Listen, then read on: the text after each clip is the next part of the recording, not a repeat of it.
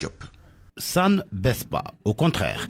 Et les chiffres dans les journaux le prouvent à suffisance. Le nombre de contaminations comme le nombre de décès. Vox Populi fait état d'un bilan macabre de la pandémie. Rien qu'en janvier, le Sénégal a enregistré 228 morts sur un total de 638 depuis mars 2020, soit un décès sur 3. Hier, ce sont 10 personnes qui ont perdu la vie du fait de la maladie. 404 nouvelles contaminations. Libération fait aussi le décompte et souligne que c'est un record qui fait absolument peur alors que la présence du variant anglais est confirmée au Sénégal. Selon mon confrère, en l'espace de 3 jours seulement, le ministère de la Santé a comptabilisé 1032 nouveaux cas positifs au coronavirus. Le quotidien national Le Soleil braque ses projecteurs sur Kaolack, Touba, Diourbel et Saint-Louis et parle de chiffres alarmants. Diourbel qui enregistre 1459 cas et 115 décès en moins d'un an. À Touba, 92 décès sont liés au coronavirus, dont 39 en janvier 2021. À Kaolack, 1107 cas positifs au Covid-19 et 52 décès depuis le début de la pandémie. Le salut viendra-t-il du vaccin? Dans Source A, des personnes vivant avec des comorbidités et personnes âgées priorisées dans le plan de vaccination se prononcent. Elles confient n'être jusque-là pas approchées par les autorités pour être édifiées sur le vaccin.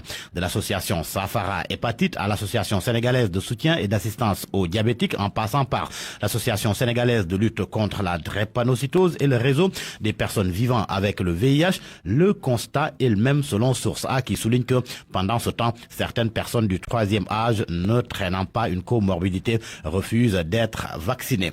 L'affaire Aminata Lô-Dieng arrêtée pour violation du couvre-feu, outrage à agent, usurpation de fonction entre autres, le journal Le Quotidien informe que l'ancienne ministre Souad et son frère seront jugés demain, mercredi, devant le tribunal des flagrants délits. Ils ont été placés sous mandat de dépôt hier lundi. L'Observateur se fait l'écho de son face-à-face avec les enquêteurs. Selon mon confrère, Aminata Lô-Dieng aurait nié les injures qu'on lui attribue et justifie la présence du macaron sur son véhicule. Elle a expliqué que la voiture a été léguée par un de ses proches qui est avocat.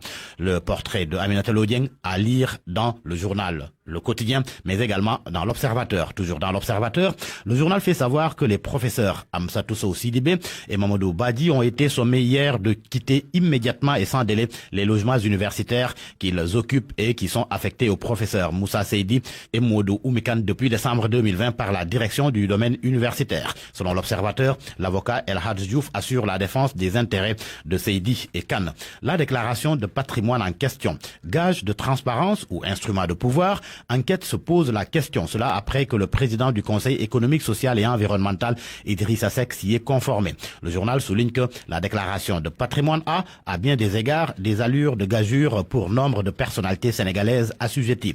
Les menaces et rappels à l'ordre du chef de l'État n'y font pas grand-chose. Enquête souligne que les fuites orchestrées sur le patrimoine de Idrissa Seck, si elles ont des visées politiciennes, elles ont aussi le mérite de mettre en lumière un anachronisme. L'expression devient la règle en la matière au mépris de la loi. À la une de Source A, 4 recours déposés contre Maître Moussa Bokartiam, agent judiciaire de l'État, et maire de Ourossogui. Le conflit d'intérêts visé. Des membres du conseil municipal de Ourossogui ont adressé une lettre au président de la République avec ampliation au préfet du département de Matam, une autre au ministre en charge des collectivités territoriales. Et 2 autres recours ont été déposés au Conseil constitutionnel et à la Cour suprême. Un coup d'œil à présent dans Sud Quotidien. Il est question de l'idée de coupler les législatives de 2022 avec la présidentielle de 2024.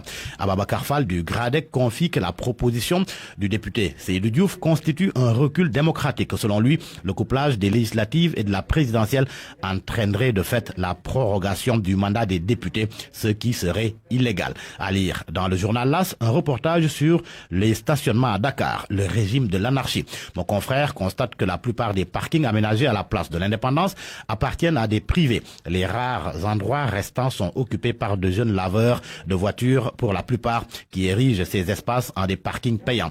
Du coup, garer sa voiture au centre-ville est devenu un véritable casse-tête pour les automobilistes qui accusent la mairie de Dakar. Les sports. Pour terminer, à la une de Record, Mbaye Diagne qui donne ses impressions sur la Première Ligue anglaise. C'est après avoir rejoint West Bromwich. Mbaye Diagne confie qu'il peut marquer beaucoup de buts en Angleterre. Le football italien est à la une du quotidien Stade. Le journal s'arrête sur l'affiche Inter Milan, Juventus Turin. Match comptant pour la demi-finale aller de la Coupe d'Italie. Plus qu'une finale en jeu. À vos kiosques et bonne lecture.